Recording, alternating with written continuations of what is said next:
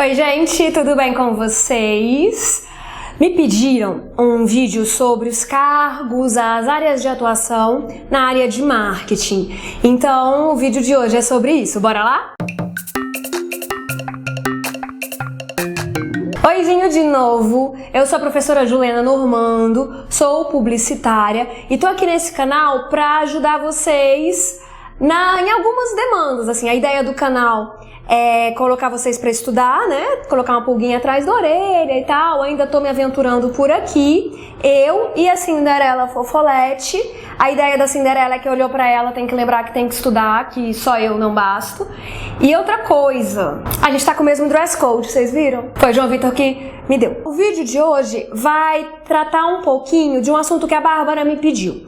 A Bárbara acabou de formar, ela não gosta muito da pegada de agência, o que é muito comum, e ela quer trabalhar na área de marketing, onde ela já fazia estágio. E ela tá um pouquinho confusa, e essa área é confusa mesmo, então vamos pra frente, eu vou tentar ajudar vocês nesse sentido. Tem muitas dúvidas, sabe, com relação aos cargos, às funções e tudo mais. Eu sou especialista em marketing, então eu terminei a minha graduação e segui para a área de marketing. Eu fiz uma especialização, um MBA em marketing, com ênfase nas operações comerciais, era assim que o curso se chamava na época. Isso foi em 2005, 2006, eu acho. Então tem um tempinho. Daí, o que eu fiz? Como a Bárbara me pediu, eu não quero falar bobagem pra vocês, eu fui atrás de um monte de gente, eu agradeço Pedro, Priscila, Mairá, Karime, Carol, um monte de gente que me ajudou, especialmente a Kellen, que é profissional de recursos humanos, trabalha com recrutamento e seleção, a Paty, com uns 17 anos. E aí ela me ajudou a explicar como é que tá hoje, sabe? Como é que tá hoje o rolê e tal. Então, esse vídeo vem com essas informações, dando uma atualização naquilo que eu já estudei sobre, daquilo um pouquinho que eu trabalhei também nessa área, para ajudar vocês, para que vocês entendam. E a partir da compreensão, vejam se é por aí que vocês querem, ou de repente não e tal. Então é possível que o vídeo de hoje fique um pouquinho maior do que os outros. Não sei. É possível, tá? Então tenha uma paciênciazinha, dê uma cansada, olha pra Fofolete, já lembra que tem que estudar e tudo mais. Pra começar, iniciozinho, eu vou explicar pra vocês um conceito que eu não sei se todo mundo tem claro, a ideia de cultura organizacional. E esse conceito ele é fundamental, ele é determinante pra compreensão disso que a gente vai falar hoje. Por quê? É cultura. Então cultura é todo o caldo, digamos assim, o conjunto, a grosso modo, de valores, de comportamentos, de requisitos, né? O ambiente cultural de uma organização. E aí, essa cultura organizacional, esse ambiente cultural vai determinar muitas coisas relacionadas ao estilo da empresa, a como a empresa lida com o trabalho, como a empresa lida com as pessoas. Então é muito importante compreender a cultura organizacional. Essa cultura determina as diretrizes, essa cultura determina as percepções, determina até a política de cargos e salários, por exemplo, remuneração e tudo mais. É fundamental a gente entender sobre a cultura da empresa em que a gente está aspirando a entrar, até antes de prestar algum processo seletivo. Porque quando a gente já topa o início mesmo do processo seletivo, a gente já está meio que concordando com essa cultura organizacional. E aí é importante, sabe, que vocês entendam essa cultura, para não rolar um negócio muito chato, que é a ideia de depois você que entra na empresa, você não se adapta a essa cultura. A gente vai falar um pouquinho disso adiante. Antes, para entender a cultura organizacional, ou na verdade as empresas, a gente vai trabalhar com uma analogia. A gente vai trabalhar com a ideia de família. Então, o mercado, claro, não é família, é bem diferente, né? Mas vai ajudar a entender. Então, cada família é diferente uma da outra, não é verdade? Cada empresa também, cada organização é diferente uma da outra. As famílias, elas podem ter diferentes formatos, diferentes configurações, não é verdade? Não significa que uma seja melhor que a outra, não. Mas em cada família a gente vai ter pessoas, quantidade de pessoas diferentes, a gente vai ter papéis diferentes, a gente vai ter funções diferentes, ritmos, rotinas e tudo mais. Então, assim como nas famílias, nas empresas. As famílias estão mudando, não estão? Estão se reconfigurando, a gente tem famílias mosaico, a gente tem um monte de outros modelos de família diferentes, por exemplo, das famílias dos anos 1970. Também as empresas. As empresas dos anos 1970, é claro, existem daquele modelo tradicional como era na época, da mesma forma como existem famílias no mesmo formato tradicional como era na década de 1970. Mas existem outras, tanto famílias como empresas. Então eu quero que a gente trabalhe com essa analogia para essa compreensão inicial. Assim como não tem uma família certa ou errada, né, uma configuração certa ou errada, também não tem uma configuração organizacional certa ou errada. Elas simplesmente existem, estão dessa forma, são postas dessa maneira. Isso é importante também, sabe? Não é que uma é do bem e outra é do mal. Não. Então existem empresas enormes, com incontáveis departamentos, e aí, nessas empresas enormes, com um monte de gente trabalhando, tende-se a ter uma estrutura mais verticalizada. Sabe, vertical mesmo, de cima mandando de baixo e assim vai. Por quê? Porque é ruim? Não! Porque é mais fácil controlar, é mais fácil gerir esse processo, definir muito bem todas essas atribuições e ir controlando tudo isso. Em termos de gestão, fica mais fácil. Só que também a gente pode ter uma empresa, sei lá, com 3 pessoas, uma agência, um estúdio com 3 pessoas, e essas 3 pessoas também atendem, sei lá, um monte de anunciantes e vão dar conta de atender as demandas por eles solicitados. Só que ao invés de, sei lá, de 300, são 3 pessoas. Para entregar o mesmo valor, a mesma qualidade de trabalho, é evidente que caberão mais tarefas, mais responsabilidades para essas 3 pessoas. Ou para as empresas menores. Então, na medida em que a gente tem estruturas maiores, elas tendem a ser mais verticalizadas. As estruturas menores, mais enxutas, elas tendem a ser mais horizontalizadas, em que responsabilidades, demandas, tarefas, elas tendem a ser distribuídas de maneira mais horizontal. Não é uma questão de atributo de valor, é de estrutura, de controle de processos, porque a gente vai visar nas empresas o resultado. Né? As empresas se baseiam no lucro, na permanência, no lucro. As empresas, bem diferente das famílias. As famílias, geralmente, se baseiam pelo amor. E aí é muito distinta, tá? Por isso a nossa analogia, ela tem algumas limitações. Bora voltar, então, lá na nossa analogia da família. Pensem numa família grande, assim, pai, mãe, avó, 3 filhos, 2 cachorros, morando todo mundo numa mesma casa. Pensou? Beleza. Pensem agora na rotina desse pessoal, no dia a dia, na vida real. Então, tipo, organização da casa, limpeza da casa, levar na escola, buscar na escola, fazer o almoço, lavar a louça, pensar no almoço de domingo, essas coisas assim, de vida real. Todo mundo em prol de fazer isso acontecer, porque tudo isso tem que ser feito, certo? Certo. É preciso, então, cooperação, divisão de tarefas. E aí a gente tem um monte de gente para cooperar e para dividir as tarefas. Quanto mais gente, às vezes, assim, dá para dividir as tarefas de modo que as pessoas façam menos coisas e que tudo funcione. Só que também, nesse sentido, o custo vai ser alto, porque é muita gente. Então, é mais comida para comprar, gasta mais sabão em pó, enfim, a casa tem que ser maior. Então, os custos, tanto fixos como variáveis, eles são maiores em famílias maiores, certo? Beleza. Agora, vamos pensar num outro modelo de família. Numa família que tem uma mãe, uma filha e um cachorro.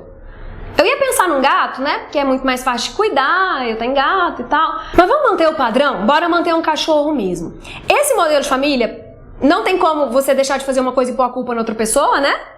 Na outra lá dá, essa aqui não dá. Então a gente tem uma mãe, uma filha e um cachorro. E a gente tem as mesmas demandas de vida real. Então tem que limpar a casa, tem que organizar as coisas, tem que fazer compra, tem que buscar na escola, levar na escola, fazer almoço, pensar no almoço de domingo. São as mesmas coisas, não é? Só que tem menos gente para fazer. E tudo tem que ser feito, e tudo tem que rolar, porque a vida anda mesmo. E aí, entendo menos gente para fazer. O gato aqui de casa ajuda em nada. Não sei se esse cachorro aí ajudaria, mas vamos supor que são 2 pessoas só para fazer. Então, a divisão de tarefas, ela vai englobar mais tarefas por pessoa. E isso é natural. Diferente da família com muita gente, aqui os custos certamente serão reduzidos. Porque nós temos 2 pessoas e um cachorro. Então, a gente vai precisar talvez de uma área menor, um apartamento menor e outro uma casa, não sei. Mas vocês entenderam? Quanto maior a família, mais despesas, mais pessoas para dividir as tarefas, é possível culpar um ou outro e tal, tem jeito de burlar o sistema. Mas quando a família é menor, não dá tanto, não tem tanto espaço para esse tipo de articulação. Ok. Uma estrutura familiar é melhor que a outra? Não, né? Claro que não. Então, só são diferentes.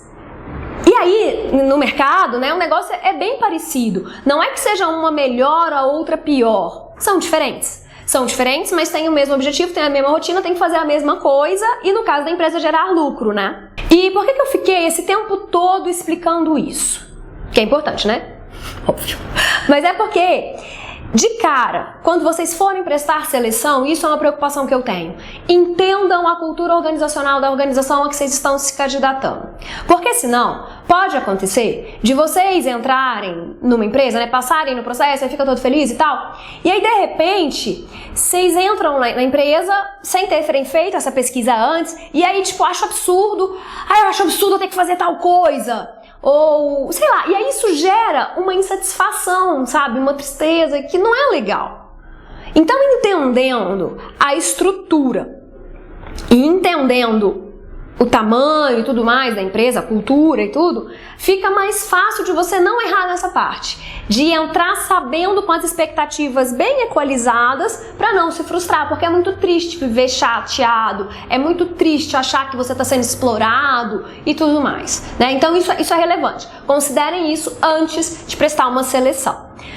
Porque olha só, adianta, lá no caso da nossa família pequena, a filha adolescente, vamos colocar que ela é adolescente, emburrar, grilar, fazer revolução porque ela não vai lavar o banheiro? Se essa foi uma atribuição que lhe coube, dar piti, bater porta, que é a confusão, não adianta. Tem que ser feito. É papel dela fazer. Então tem que ser feito. A grande diferença está que, isso é uma vantagem das famílias, é muito raro se demitir uma filha, né?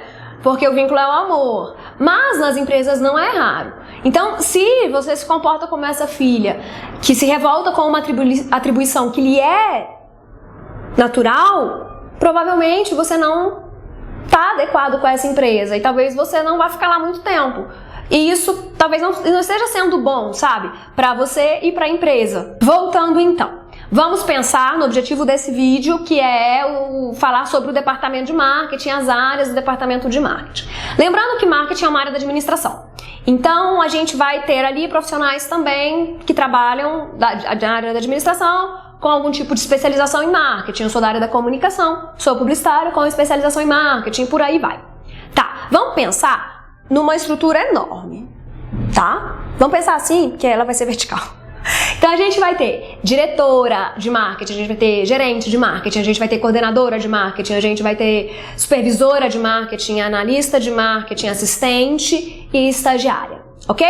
Então vamos pensar nessa estrutura. Uma coisa importante, nas famílias a gente tem a estrutura, né, pai, mãe, tarará. Nas organizações isso chama-se estrutura organizacional, em que você vai explicar mesmo, de desenhar, distribuir as tarefas e tal, e desenhar quem está acima de quem. Isso é estrutura organizacional. Isso é descrito num organograma. E a gente tem também o fluxograma, que é como os fluxos, os trabalhos. Como é que faz? Quem faz o quê? Quem passa para qual e tal. Isso é um fluxograma, geralmente é um gráfico que descreve esse fluxo de trabalho. Só para vocês voltarem nessa matéria, que nem é o caso não é o foco desse vídeo. Tá, então, as atribuições, as responsabilidades e a remuneração aumenta tanto quanto você for avançando na sua carreira. Isso é claro, ok. Então, quanto mais remuneração, mais responsabilidade. Tenham isso claro. Quanto mais zeros no seu contra-cheque, mais responsabilidade. Se tiver um montão de zero, significa que você é raro, assim. É difícil encontrar outro profissional como você no mercado. Você suporta mais pressão, entendeu? Você vai estar num cargo mais punk, que não é para qualquer um. Por isso, aquela remuneração. Importante ter isso claro também antes de começar o rolê de trabalho. Eu vou começar de baixo, assim, pra vocês entenderem, tá? Então, o estagiário ou a estagiária, então ela é aquela pessoa que não tem experiência, tá lá pra aprender, né? Então, ela vai ter alguém supervisionando o trabalho dela, porque ela tá lá pra aprender, um coordenador, um supervisor, que vai supervisionar, que vai orientar o trabalho da estagiária ali. E esse trabalho tende a ser de viés mais operacional. A pessoa que está em estágio, ela está em período de aprendizagem, então ela vai ver como funciona ali o rolê e vai aprender. São coisas operacionais. A Priscila comentou assim, nossa, Juliana, quando eu fazia estágio, parecia que eu passava mais tempo procurando uma sala, um departamento para imprimir colorido.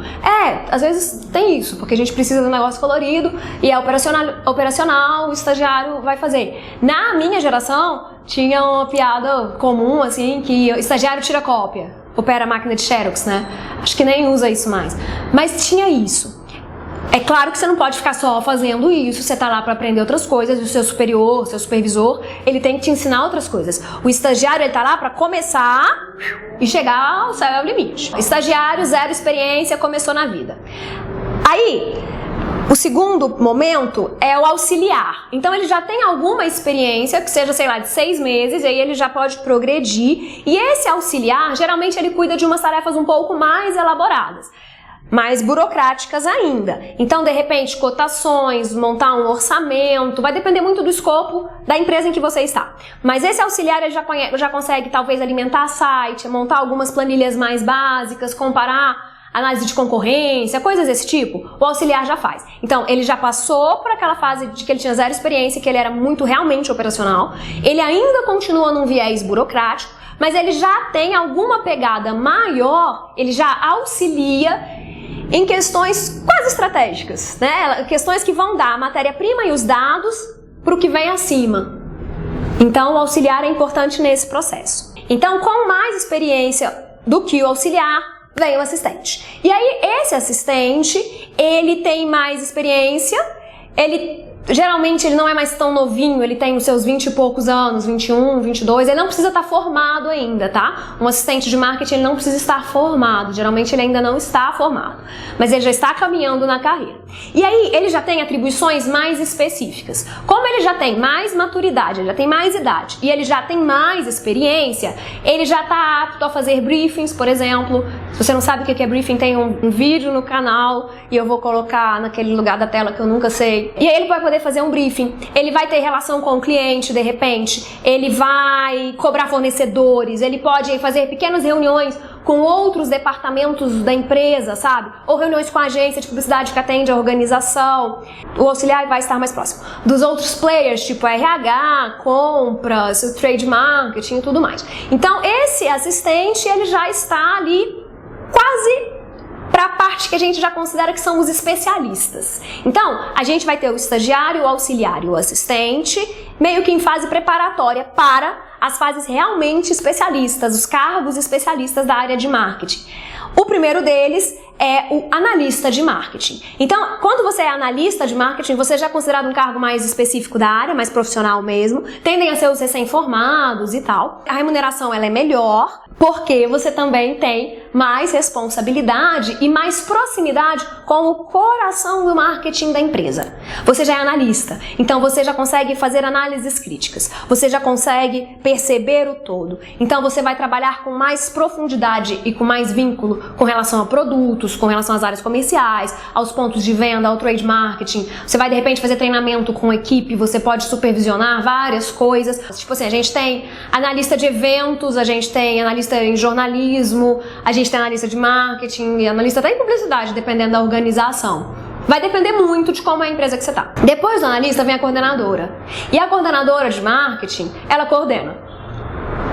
Tá, não é tão simples assim. Ela tem que estar atenta a todo o processo. Então existem 4 funções abaixo dela e ela tem que dar conta, ela tem que acompanhar tudo, sempre de olho ao objetivo de marketing, os objetivos de comunicação, de repente os objetivos de cada campanha, os objetivos de cada job que está solicitando. Ela tem uma visão ampla, sabe? Ela tem uma visão ampla e ela controla e ela coordena todas as áreas específicas desse pessoal. Então ela tem que realmente estar alinhada com aonde se quer chegar estrategicamente e como isso está acontecendo no dia a dia mesmo real. acompanhar tudo isso. Aí a gerente de marketing, ela está acima da coordenadora e pode haver outras coordenadoras, dependendo da estrutura da empresa. Ela é responsável, a gerente de marketing geralmente, pelo planejamento estratégico de marketing, né? Por determinar as ações tanto estratégicas como táticas, de um departamento de marketing, com visa a atingir os objetivos estratégicos da organização.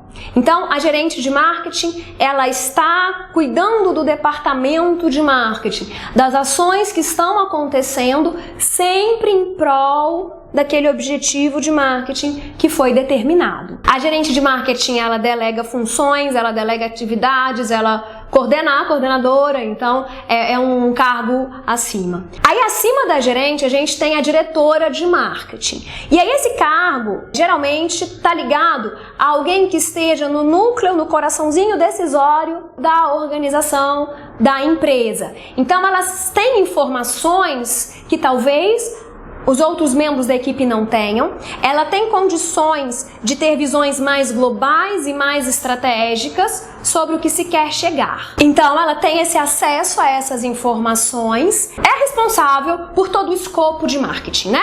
Ela é a chefe da chefe. Ela pode ser a dona da organização, ela pode estar lá no núcleo decisório e tal. Depende de como, mais uma vez, a organização se configura. Então, essa estrutura com muita gente, ela tende a ser vertical, como eu expliquei, e em termos de tendência, essa tendência tende a não durar tanto tempo assim, porque são estruturas mais ortodoxas, mais tradicionais. O que a gente tem visto são estruturas mais enxutas, com custos menores de operação, lá na analogia da família, as famílias menores que mesmo assim dão conta do recado, entendeu? Do escopo todo, do que tem que ser feito, tanto em termos de família como em termos de negócio.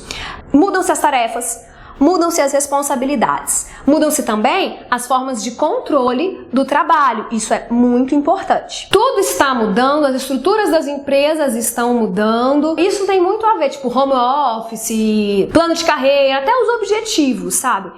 Isso tem muito a ver com vocês, chofencinhos que estão entrando no mercado e com o que a tecnologia propõe ou possibilita. Então, às vezes, as expectativas de vocês são muito diferentes das expectativas de um profissional que começava a carreira em 1980. E são, né?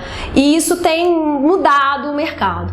A minha preocupação, considerando tudo isso, é exatamente informar publicitários completos, que se trabalharem numa empresa pequena ou como numa família pequena, deem conta de entregar, sabe? O valor, entregar o serviço. Porque essa ideia de um profissional que faz só uma tarefinha, ela tá perdendo espaço. E não é legal você perder espaço, daqui a pouco você não tem mais onde ficar. E essa é a minha preocupação. Eu não quero formar hiper especialistas. A gente está aqui para construir publicitários, para construir soluções de comunicação para os anunciantes. Ficou enorme, eu acho, o vídeo. Mas é isso. Eu acho que, de maneira geral, não vai ser o único vídeo sobre essa ideia de cargos, tarefas, funções, mercado de trabalho, é o primeiro. E eu espero que vocês tenham gostado. Ativem o sininho, curtam, se inscrevam no canal e mandem esse vídeo, tá? De repente tem alguém com dúvida, ou tem alguém que vai prestar uma seleção e não tá atento. Acho que pode ajudar. Até o próximo!